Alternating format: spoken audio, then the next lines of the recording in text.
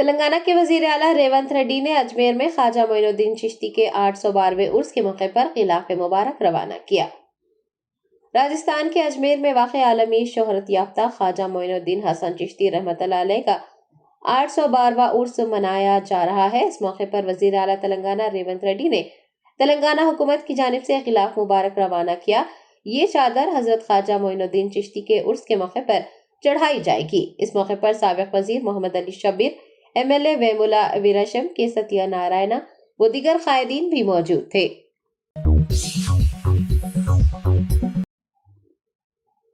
AIMIM के सदर व हैदराबाद रुकने पार्लियामेंट असदुद्दीन ओवैसी ने जहीराबाद में 10वीं जमात के तुलबा में सालार मिलत all in one model papers तकसीम किए। बेस्ट असदुद्दीन ओवैसी एक रोजा दौरे पर जुमा को जहीराबाद पहुंचे। उन्होंने फ्रेंड्स फंक्शन हॉल में 10वीं जमात के तुलबा के लिए सालार मिलत all in one model papers की तकसीम अमल में लाई। कारवान MLA कौसम मोहिउद्दीन की निगरानी में मुनाकिद हुए इस प्रोग्राम में कॉरपोरेटर मोहम्मद नसीरुद्दीन, AIMIM जहीराबाद सदर मोहम्मद अतर अहमद, गौस भाई, फैज भाई के अलावा AIMIM प्राइमरी यूनिट के प्रेसिडेंट्स और सरगर्म कारकुनान ने भी हिस्सा लिया।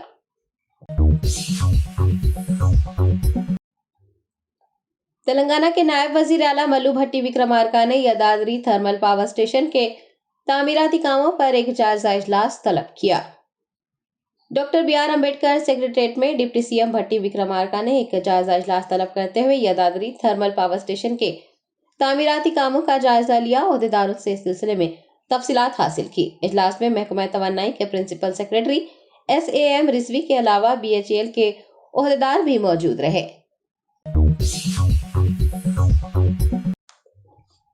कांग्रेस MLC जीवन रेड्डी ने मिशन भागीरथा और कलेश्वरम प्रोजेक्ट के रीडिजाइनिंग पर पिछली BRS हुकूमत पर तनकीद की और कहा कि BRS ने प्रोपेगेंडा के सिवा कुछ नहीं किया।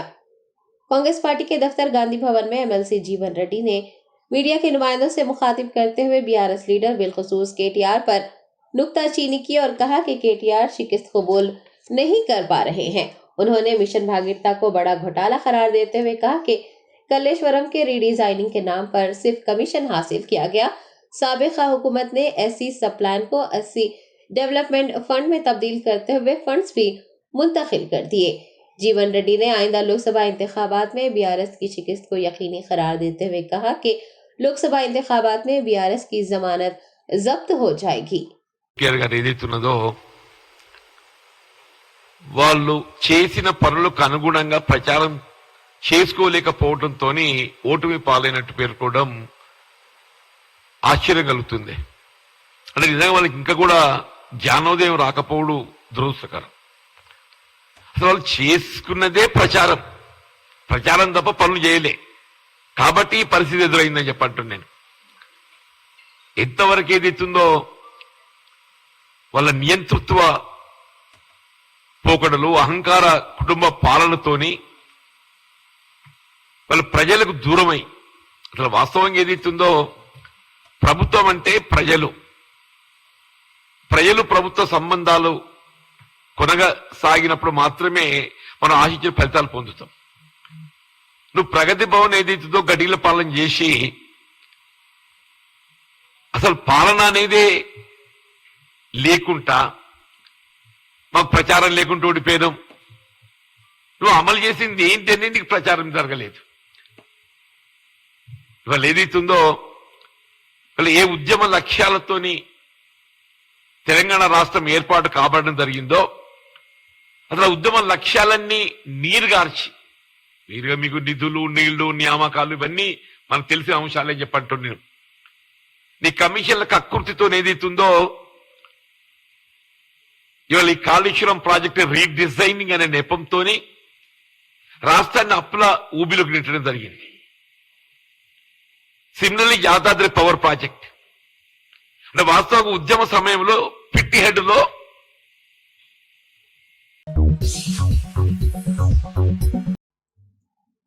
तेलंगाना कानून साज असेंबली के साबिक स्पीकर व MLA पोचारम श्रीनिवास रेड्डी ने ग़िज़ाई अजनास की किल्लत से बचने के लिए आपाशी के वसाइल को इस्तेमाल में लाने पर जोर दिया है। पोचारम श्रीनिवास रेड्डी ने तेलंगाना भवन में एक प्रेस कॉन्फ्रेंस को मुखातिब करते हुए कहा कि BRS हुकूमत ने ग़िज़ाई अजनास की किल्लत से बचने के लिए आपाशी के मंसूबों की तामीर का आगाज किया। गोदावरी में हर साल जाया होने वाले सैकड़ों टीएमसी पानी को इस्तेमाल करने के लिए प्रोजेक्ट बनाए और इस दौरान धान की पैदावार 30 लाख टन से बढ़कर 2 करोड़ टन हो गई। कांग्रेस हुकूमत पर तनकीद करते हुए पोचारम ने कहा कि कांग्रेस हुकूमत के पास इल्जामात लगाने के सिवा कोई काम नहीं है। आपाशी के मंसूबों के तहत वक्त पर पानी न छोड़कर किसानों को परेशान किया जा रहा है। उन्होंने पैदावार में कमी को रोकने के लिए इकदाम करने, कलेश्वरम प्रोजेक्ट के जखायर में मौजूद पानी को इस्तेमाल करने का मशवरा दिया है। बीआरएस रुकनी असम्बली ने मिड मनियार का पानी इस्तेमाल करने की तजवीज पेश करते हुए कहा कि अगर मुस्तकबिल में धान की पैदावार कम हो जाती है तो कांग्रेस हुकूमत को इसका जिम्मेदार ठहराना चाहिए। దానికి ఒక ప్రణాళికాబద్ధమైనటువంటి ఒక ఆలోచన ఉండాలి. దేశంలో ఆహార కొరత ఏర్పడితే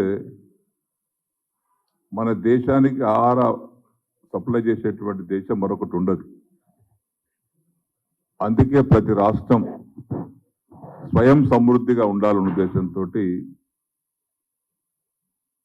బీఆర్ఎస్ ప్రభుత్వం ఉండగా గోదావరి కృష్ణ నీటిని సద్వినియోగపరచుకోవటానికి అనేకమైనటువంటి కొత్త ప్రాజెక్టులను నిర్మించుకోవడం జరిగింది. సముద్రంలోకి వృధాగా పోతున్నటువంటి నీటిని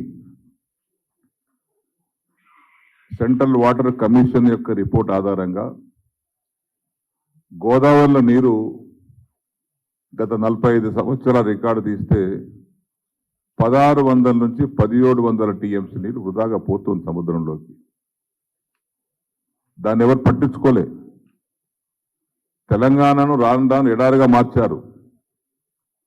సమైక్య పాలకులు వచ్చిన గోదావరి నీటిని ధవళేశ్వరం తీసుకెళ్లడమో లేకుంటే కింది ప్రాంతాలకు తీసుకెళ్లడమో చేశారు తప్పితే మరి తెలంగాణ గడ్డ కూడా నీరు వారాలి, తెలంగాణ రైతులు కూడా బతకాలి, దీనికి ఏం చేస్తే బాగుంటుందనేటువంటి సమగ్రమైనటువంటి ప్రణాళిక తయారు చేయలే. అది తెలంగాణ రాష్ట్రం ఏర్పడిన తర్వాత కేసీఆర్ గారి నాయకత్వంలో గోదావరి గడ్డంగా ప్రాజెక్టు కట్టుకొని ఈరోజు 30 లక్షల ఎకరాలు స్థిరీకరణ అంటే నిజాం సాగర్ కానీ శ్రీరామ్ సాగర్ కానీ కింద ఉన్నటువంటి ప్రాజెక్ట్ అన్ని కూడా స్థిరీకరిస్తూ మరొక 30 లక్షల ఎకరాలు కొత్త ఆయకట్టుకు నీళ్ళు ఇవ్వాలనే ప్రణాళికతో ప్రాజెక్టు కట్టుకోవడం జరిగింది. సరే, గత తెలంగాణ ప్రభుత్వం వచ్చిన తర్వాత ఈ గత 10 సంవత్సరాలుగా కరువు లేదు. ధాన్యం పుష్కలంగా యాసంగి పంట కానీ వానకాలం పంట కానీ పుష్కలంగా పండింది. నేను అగ్రికల్చర్ మినిస్టర్ ఉన్నప్పుడు 37 లక్షల వరి ధాన్యం ఉండే ఉత్పత్తి, వేరే ధాన్యం కాదు. ఒక వరి ధాన్యం 37 లక్షల మెట్రిక్ టన్నులు ఉంటే ఈరోజు ఆ ధాన్యము 2 లక్షల టన్నులకు 2 కోట్ల టన్నులకు పైకి వెళ్ళిపోయింది. అన్ని ఆహార ధాన్యాలు కలుపుకుంటే మక్కలు, జొన్నలు, సోయాబీన్లు ఇవన్నీ కలుపుకుంటే ఈరోజు సుమారుగా 3.5 కోట్ల టన్నుల ధాన్యం ఉత్పత్తి అవుతా ఉంది. దానికి కారణం నీరు. పంట పండించాలంటే 4 కావాలండి. భూమి కావాలి, విత్తనం కావాలి, రైతు శ్రమ కావాలి, నీరు కావాలి. ఈ 4 ఏది లేకపోయినా పంట పండదు.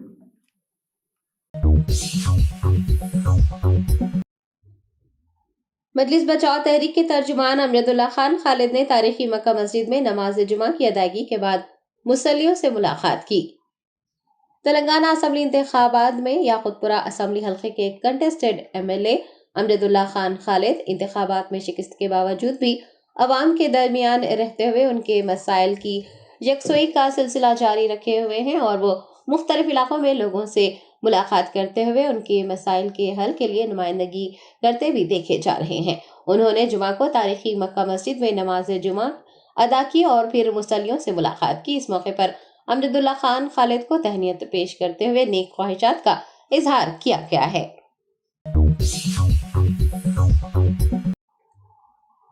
भारत राष्ट्रीय समिति के एमएलए पी कौशिक रेड्डी ने कांग्रेस पार्टी के इंतखाबी मंशूर में किए गए वादे पर अमल करते हुए 2 लाख मुलाजिमतों के लिए जॉब कैलेंडर का ऐलान करने का मुतालबा किया है। साबिक एमएलसी पी कौशिक रेड्डी ने तेलंगाना भवन में मीडिया कॉन्फ्रेंस करते हुए कहा कि रेवंत रेड्डी और कोदंडराम केसीआर दौरे हुकूमत में एक भी सरकारी नौकरी न देने का झूठा प्रोपेगेंडा कर रहे हैं, जबकि केसीआर के दौरे हुकूमत में 60,63,000 मुलाजिमतें फराहम की गई। उन्होंने याद दहानी करवाई कि 42,000 तकर्रुरात के लिए नोटिफिकेशन भी जारी किया गया। पी कौशिक रेड्डी ने जॉब कैलेंडर जारी करने का मुतालबा करते हुए कहा कि बीआरएस दौरे हुकूमत में आईटी और दीगर शोबों में लाखों मुलाजिमतों के मौके पैदा हुए। बीआरएस एमएलए ने कांग्रेस कायदीन को हक़ाइक़ को जानने और समझने का मशवरा दिया है। కేసీఆర్ గారి ప్రభుత్వం ఉద్యోగాలు ఇవ్వలేదు, ఈ 10 సంవత్సరాలలో ఒక్క ఉద్యోగం కూడా ఇవ్వలేదని పదే పదే అబద్ధాల ప్రచారం చేశారు. మరి నేను అడుగుతా ఉన్నా గౌరవ ముఖ్యమంత్రి గారిని, మరి జనవరి 4th రోజు మీరు జీతాలు వేసిరు కదా మీరే, మరియు మేము ఉద్యోగాలు ఇచ్చిన 1,60,063 మందికి మరి మీరు జీతాలు ఇచ్చినరా ఇయ్యలేదా? మీరు జీతాలు ఇచ్చినని గొప్పగా చెప్పుకుంటున్నప్పుడు ఆ ఉద్యోగాలు ఇచ్చింది మేమే కదా. ఆ ఉద్యోగాలు మేము ఇచ్చినందుకే ఇవాళ మీరు జీతాలు వాళ్ళకి వేసిరు కదా. ఇది నిజం కాదా అని నేను అడుగుతా ఉన్నాను. మీరు అబద్ధాల పునాది మీద ఇలా ప్రభుత్వంని ఏర్పాటు చేశారు. ఇవాళ మీరు యావత్ తెలంగాణ ప్రజలకి మీరు జవాబు చెప్పాల్సిన అవసరం ఉంది. ఇవాళ యూత్ డే కూడా ఒక యువ ఎమ్మెల్యేగా, ఒక యువకునిగా నేను మిమ్మల్ని అడుగుతా ఉన్నా, మరి మీరు 4వ తారీఖు జీతాలు వేస్తే ఈ 1,60,063 మందికి మీరు జీతాలు ఇచ్చిర్రా లేదా ఒక్కసారి యావత్ తెలంగాణ ప్రజలకి జవాబు చెప్పాల్సిన అవసరం ఉన్నది. कुलीन मजलिस इत्तेहादुल मुस्लिमीन की कामयाब नुमाइंदगी के बाद ट्रैफिक पुलिस की जानिब से हुमायूं नगर पुलिस स्टेशन के रूबरू ठेला बंडी वालों को कारोबार करने की इजाजत दी गई है। एआईएमआईएम के अरकान असम्बली कौसम मोहिउद्दीन, माजिद हुसैन और मीर जुल्फिकार अली ने शहर पुलिस कमिश्नर श्रीनिवास रेड्डी से मुलाकात की थी। शहर के मुख्तलिफ मकामात पर छोटे कारोबार करने वालों, मेवा फरोश और फेरी वालों को पुलिस की हरासानी से पेश आ रही मुश्किलात की तरफ तवज्जो दिलाई थी। कमिश्नर पुलिस ने मजलिसी अरकान को इस सिलसिले में जरूरी इक़दाम करने का तयक़ुन दिया था। एआईएमआईएम एमएलए की कामयाब नुमाइंदगी के बाद मेहदीपट्टनम और आसपास के इलाकों में जिन ठेला बंडियों को ट्रैफिक के मसाइल पैदा होने की वजह से कारोबार करने से रोक दिया गया था, उन्हें एसीपी ट्रैफिक की जानिब से हुमायूं नगर पुलिस स्टेशन के रूबरू ठेला बंडियां लगाने की इजाजत दे दी गई है और अब वो हिस्ब मामूल अपना कारोबार दोबारा शुरू कर सकेंगे। नामपल्ली एमएलए मोहम्मद माजिद हुसैन ने मीडिया से बात करते हुए तमाम तर तफसीलात बताई हैं।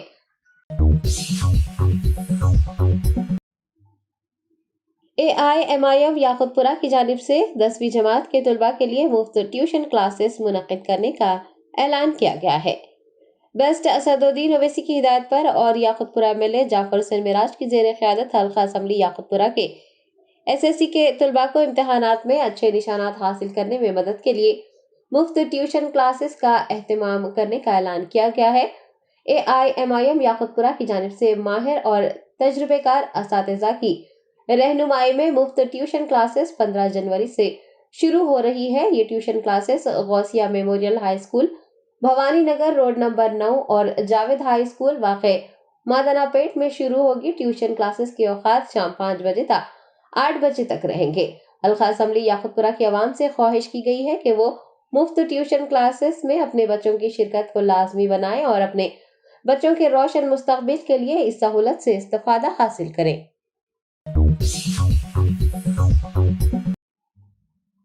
East zone task force team और फलकनुमा पुलिस ने एक मंशियात फरोश और एक ग्राहक को गिरफ्तार करके 26 ग्राम एमडीएमए जब्त कर लिया है।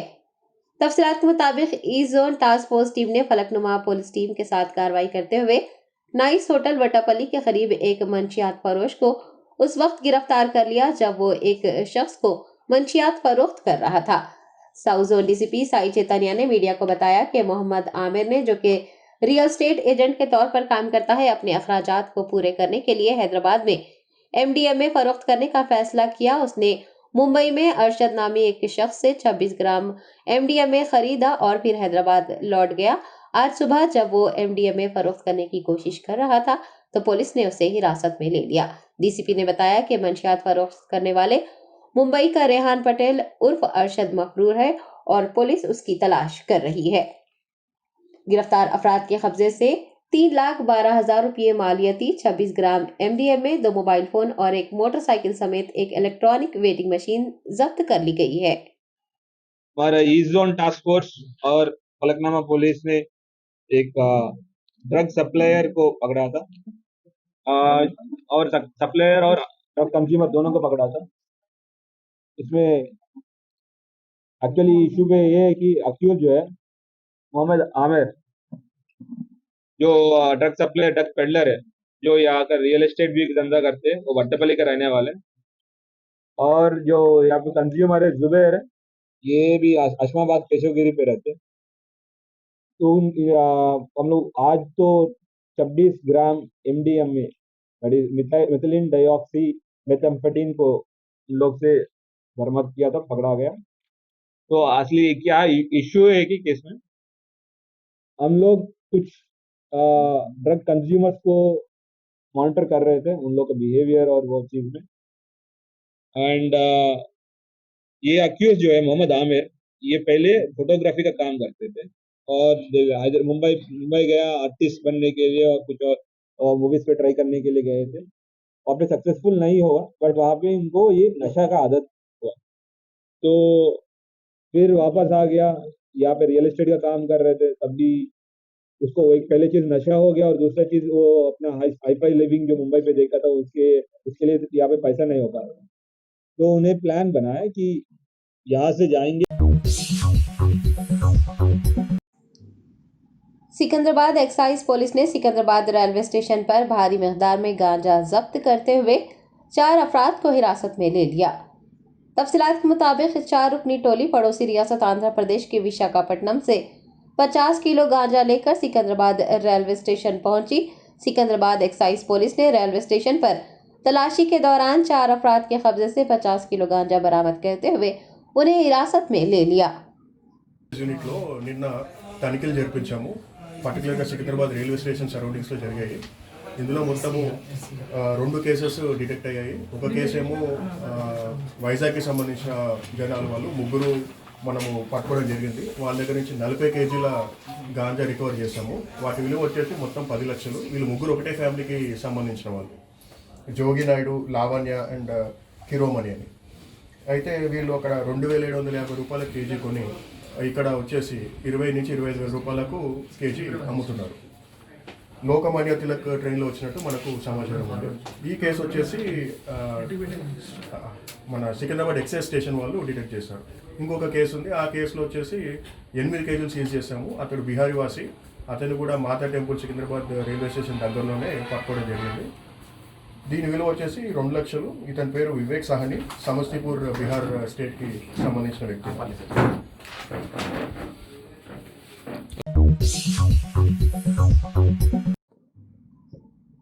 हैदराबाद सिटी पुलिस कमिश्नर के श्रीनिवास रेड्डी ने हबीबनगर पुलिस स्टेशन का दौरा किया।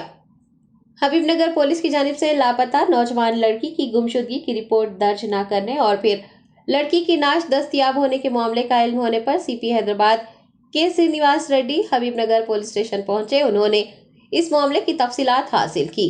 के श्रीनिवास रेड्डी ने पुलिस एहलकारों की इस लापरवाही की तहकीकात करने और ऐसी गलती दोबारा दोहराई ना जाने को यकीनी बनाने का तयख्खुन दिया है। इसलिए ऐसे जा रहा था तो मैं थोड़ा पलटा के यहाँ आया। इन लोग केस रजिस्टर नहीं किए, हमारे नज़र में आए, एक्शन ले लेंगे, क्या करना है।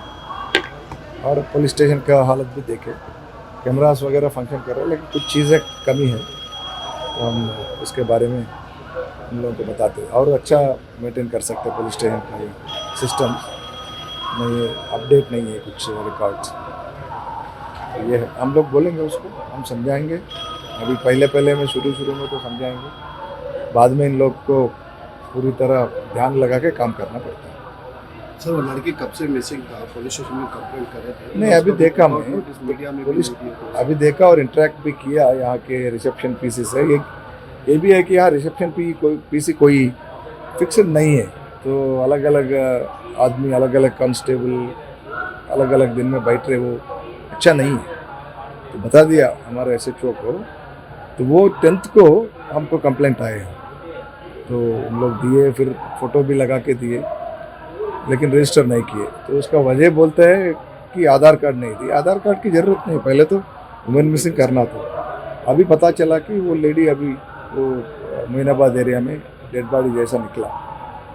वो इन्वेस्टिगेशन लोग कर रहे वहाँ मोइनाबाद पुलिस ने। हम पूरे डिटेल्स में सर वो थैंक यू। बालापुर पुलिस ने वादी मुस्तफा में पेश आने वाले कत्ल का मामला हल करते हुए 8 अपराध को गिरफ्तार कर लिया है।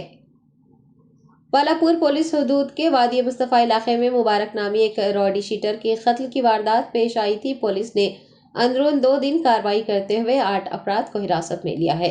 वाज़ेह है कि मुबारक बिन अब्दुल्ला एक रॉडी शीटर था, कई जराइम अंजाम दे चुका था और जेल भी जा चुका था। महेश्वरम डीसीपी ने मीडिया से बात करते हुए बताया कि मकतूल मुख्तलिफ इलाकों में रहने वाले नौजवानों के मोबाइल फोन, नकद रकम और मोटरसाइकिलें छीन कर उन्हें हरासा कर रहा था और उसकी हरासानी का शिकार नौजवानों ने 10 जनवरी को मुबारक सीगर को कत्ल करने का मंसूबा बनाया और उसे वादी मुस्तफा में कत्ल कर दिया। मुलजिमीन के कब्जे से मोबाइल फोन्स, मोटरसाइकिलें, चाकू और लकड़ियां जब्त कर ली गई हैं और उन्हें अदालती तहवील में दे दिया गया है। वही है ना, कल सुबह बोले थे। सुबह हो तो मॉर्निंग मॉर्निंग, हाँ वही बोले, मैं रात नहीं बोले, कल सुबह। स्टार्टिंग। हाँ, तो कल सुबह एक अर्ली मॉर्निंग हमको एक डायल 100 से एक कॉल आ गया। एक आदमी का कत्ल हुआ बोल के एक कॉल आ गया। तो इमीडिएटली बालापुर पुलिस स्टेशन से हमारे पुलिस लोग उधर जाके देखे तो एक बॉडी आइडेंटिफाई करे, तो उनका कत्ल किया हुआ। तो बॉडी को आइडेंटिफाई करे तो उनका नाम Mubarak Abdul bin alias Mubarak Sigar, age 34 years, resident of Balapur police station. तो इमीडिएटली कंप्लेंट लेके एक एफआईआर इश्यू करे बालापुर पुलिस स्टेशन में अंडर सेक्शन 302 आईपीसी में। तो बॉडी को शिफ्ट करे, प्रोसीजर जो रहता है investigation procedure, clues team visit करे, डॉग स्क्वाड विजिट करे। तो उधर सीन ऑफ ऑफेंस पंचनामा भी करे।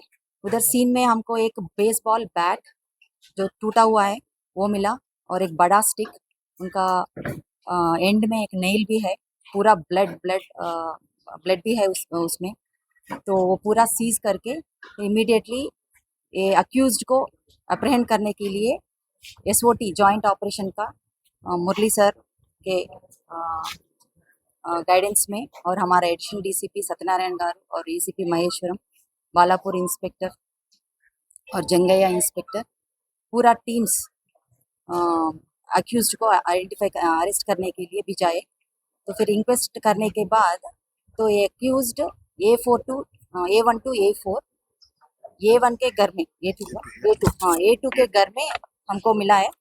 A1 Adil Shaikh Ismail alias Adil. तो इनका क्रिमिनल हिस्ट्री देखे तो ये भी बालापुर रेजिडेंट का है, मगर लंगर हाउस में इनका राउडी शीट मेंटेन कर रहे हैं क्योंकि ये 2 साल पहले शिफ्ट हो गए उनके ग्रैंड मदर के हाउस पे। तो इनके ऊपर 11 केसेस है और लंगर हाउस में राउडी शीट भी मेंटेन कर रहे हैं। और A2 शेख आमिर अलियास शाह साहब, ये भी रेसिडेंट ऑफ बालापुर है, इनके ऊपर भी 6 केसेस है और राजेंद्र नगर में राउडी शीट भी है। A3 मोहम्मद सैयद अलियास नाजिर, इनके ऊपर 2 केसेस है, बालापुर रेसिडेंट है। A4 शेख हुसैन बालापुर रेसिडेंट है। इन लोगों को A2 के घर पे पकड़े हम।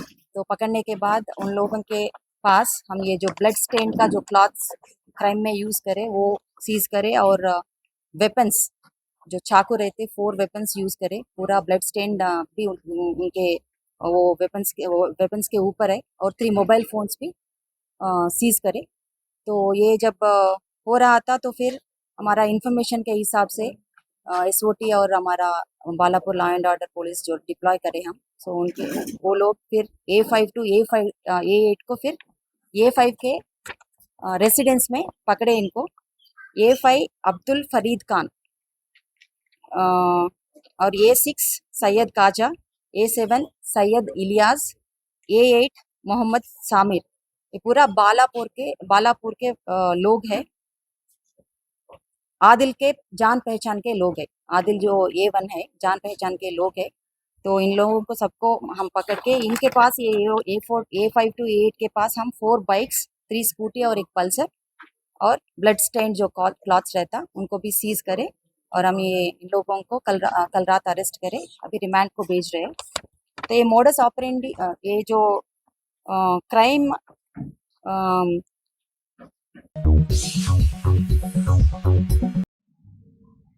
Telangana state road transport corporation के मैनेजिंग डायरेक्टर वीसी सज्जनार ने उप्पल चौराहे से तुरूर तक बस स्टॉप तब्दील करने की इतला देते हुए मुसाफिरीन से दरख्वास्त की है कि वो बस स्टॉप्स की तब्दीली को जहन में रखते हुए सफर करें। वीसी सज्जनार ने सोशल मीडिया प्लेटफॉर्म एक्स पर संक्रांति त्यौहार मनाने के लिए जाने वाले अफराद को एक अहम इतला दी है। उन्होंने बताया है कि महालक्ष्मी स्कीम की वजह से खवातीन के रश को देखते हुए उप्पल चौराहे से भूवनागिरी, यादगिरी गुट्टा, मुदकुर और तुरूर तक बस स्टॉप तब्दील कर दिए गए हैं। यादगिरी गुट्टा और तुरूर bus stop little flower school के करीब मुंतकिल किए गए हैं। हर 300 मीटर के फासले पर बस स्टॉप कायम किए गए हैं। उन्होंने बताया है कि तमाम बसें इन्हीं बस स्टॉप से रवाना होगी, लिहाजा टीएसआरटीसी की जानिब से तमाम मुसाफिरीन से बस स्टॉप्स की तब्दीली को जहन में रखकर महफूज सफर करने की दरख्वास्त की गई है। Germanton super speciality hospital, doctor Mir Jawad Jar Khan, senior experienced orthopaedic surgeon, bone fracture, joint replacement, hip replacement और स्पाइन सर्जरी कामयाबी से अंजाम दे रहे हैं। इसके अलावा neuro surgery, cardiology, gynaecology, dental, general medicine, dialysis और फिजियोथेरेपी जैसे शोबाजात में इंतहाई कामयाबी के साथ वाजबी फीस में इलाज किया जा रहा है। शेयरिंग और प्राइवेट रूम्स, अस्पताल में 24 घंटे MRI, CT scan, 2D digital X-ray, ultrasound, operation theatre, ICU और लैब की सहूलत दस्तयाब है। आपकी उम्मीदों के ऐन मुताबिक Germanten super speciality hospital, pillar number 150, Attapur, Hyderabad.